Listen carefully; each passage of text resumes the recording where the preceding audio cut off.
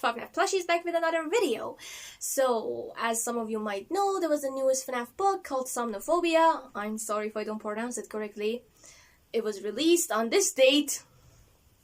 Alright, and now I'm gonna review it. So as always, it features three short stories plus an epilogue, which we'll get into later. So the story names are Somniphobia, Pressure, and Claustrophobia. Right off the bat, I have a minor complaint with the story titles. I feel like they're not that creative anymore. Like, okay, I get it, you wrote a story about a phobia. That's totally okay. Okay? But don't name it after that phobia. It's just a little lazy. I feel like in Fazbear Frights, we had more creative titles. But that's just me. Anyway, let's get to the spoiler-free section of the video, and then after that we'll get to the spoilery section where I review it in depth.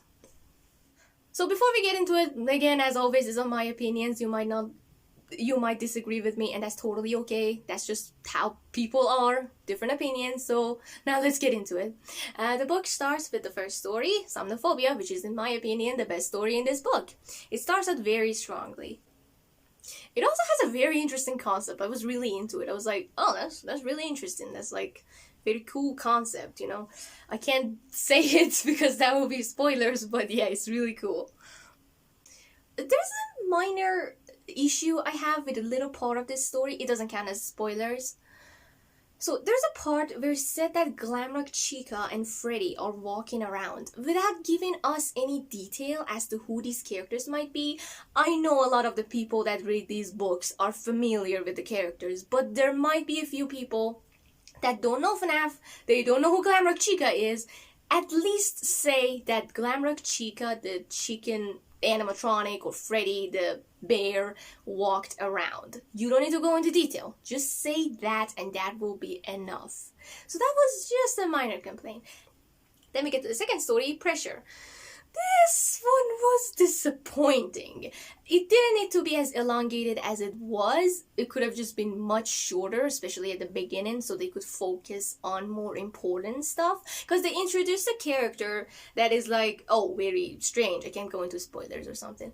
But they don't do anything about that until the end. And then I'm like, okay, am I supposed to care about that now? So yeah. Also, the characters are very unlikable. It's just, I was reading the story, I was like, that's not how I've seen high schoolers act. That's not how it works. So, I don't know, maybe I'm the weirdo here, but yeah. Then the last story is Claustrophobia. This one was very nice. It was more mediocre compared to the other stories. But it started out really well. It was captivating. I mean, I knew how it was gonna end anyway, but it was interesting. An interesting concept, kind of new and stuff like that. But I feel like towards the end it dragged on a bit. It deserved to be much shorter towards the end. And then for the epilogue, for the spoiler-free section, the only thing I can say is that it was boring. Also, there were so many grammatical errors I noticed in this book. I don't know, again, I'm not a native English speaker. I might be wrong. But here are some of the examples. I don't know why there were so many grammatical errors. I don't know, maybe it's just in the ebook version that I bought.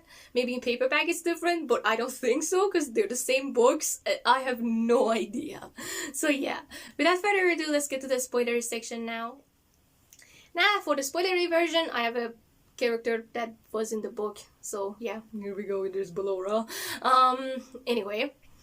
So let's get to the Somniphobia. I don't have anything else to add other than it was amazing. It was really, like, the main character was really interesting for me. Yeah, other than that, it has a concept that is literally every student's dream. There's a device, just shoots info in your brain, there you have it. You don't need to study anymore. It was really cool. Then we get to Pressure. I did say in the spoiler-free section that there's a character, Earl, that is introduced, but he doesn't do very much. He's just in the beginning, doesn't do anything to be like, oh, that's actually a threat that I should worry about. It's just all about those teenagers going around. And then towards the end, Earl is there, and I'm like, okay, well, I mean, that's concerning, but should I really care very much about this character? So that's a minor complaint. Another complaint that I have is with, like, I don't know what they call it, ARG stuff? The, like, oh, the main character is like, oh, these rumors were correct, the conspiracy theories are blowing my mind, or whatever. I just don't like that concept. It was kind of similar to the story in Felix the Shark, The Scoop. I just don't like it. I feel like it takes you out of the story when the characters look at, like, FNAF, quote unquote, as like, oh, it's a real thing or whatever. They're like self-aware. I feel like it's just, I don't know, weird. And it feels more like a fanfic that way. I don't know if this is the right comparison, but that's just the vibe I get. Now let's get to claustrophobia.